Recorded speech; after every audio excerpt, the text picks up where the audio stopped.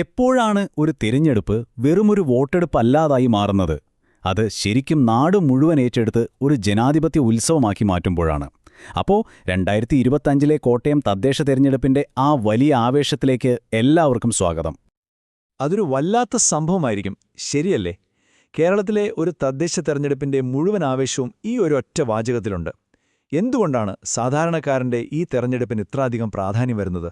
എന്തുകൊണ്ടാണ് ഇതൊരു ഉത്സവമായി മാറുന്നത്? നമുക്ക് നോക്കാം. കേരളത്തിലെ തദ്ദേശ തെരഞ്ഞെടുപ്പുകൾ ലോകം മുഴുവൻ ശ്രദ്ധിക്കാൻ ഒരു കാരണമുണ്ട്. അത് വെറുതെയല്ല. ഒന്ന് ആലോചിച്ചു നോക്കൂ.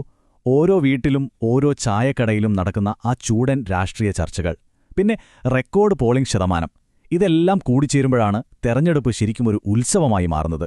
ഇത് വെറുമൊരു ഭരണപരമായ നടപടിയല്ല, മറിച്ച് ജനങ്ങൾ നേരിട്ട് പങ്കെടുക്കുന്ന ഒരു ആഘോഷം തന്നെയാണ്.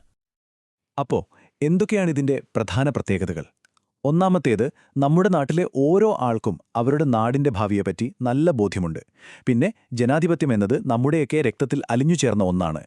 ഇതിനെല്ലാം ഉപരി ലോകത്തിന്റെ ഏതു കോണിലുമുള്ള മലയാളിയും ഉറ്റുനോക്കുന്ന ഒരു വലിയ ആഘോഷം. ഇതൊക്കെ ഒരുമിച്ച് വരുമ്പോഴാണ് കേരളത്തിലെ ഇലക്ഷൻ ഒരു ഗ്ലോബൽ ഫിനോമിനനായി മാറുന്നത്. ഓക്കെ, അപ്പോ കേരളമെന്ന ആ വലിയൊരു ക്യാൻവാസിൽ നിന്ന് നമുക്കിനി നേരെ കോട്ടയത്തേക്ക് വരാം. ഈ ജനാധിപത്യോത്സവത്തിന്റെ ഏറ്റവും പ്രധാനപ്പെട്ട കേന്ദ്രത്തിലേക്ക്, അതിന്റെ ഹൃദയഭാഗത്തേക്ക്. ദാ ഈ നമ്പർ ഒന്ന് നോക്കിക്കേ. 16,29,096. കോട്ടയം ജില്ലയിൽ മാത്രം ഇത്രയും വോട്ടർമാരാണ് വോട്ട് ചെയ്യാൻ പോകുന്നത്. ഒന്ന് ആലോചിച്ചു നോക്കൂ, ഇത് ശരിക്കും ഒരു ചെറിയ കാര്യമല്ല, അല്ലേ? അപ്പോ ആരാണ് ഈ വോട്ടർമാർ എന്ന് പറയുന്നത്? സിമ്പിളാണ്.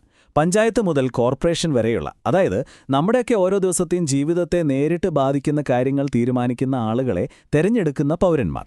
അവരുടെ ഒരൊറ്റ തീരുമാനമാണ് അടുത്ത 5 വർഷം നമ്മുടെ നാടിനെ ആര് നയിക്കണമെന്ന് തീരുമാനിക്കുന്നത്. അപ്പോൾ എല്ലാവരും കാത്തിരുന്ന ആ ഡേറ്റ്സ് വന്നിട്ടുണ്ട്.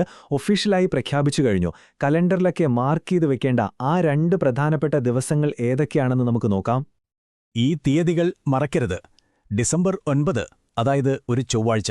അതാണ് നമ്മുടെ ജനാധിപത്യത്തിലെ ആ വലിയ ദിവസം, വോട്ടെടുപ്പ് നടക്കുന്ന ദിവസം. പിന്നെ അധികം കാത്തിരിക്കേണ്ടി വരില്ല.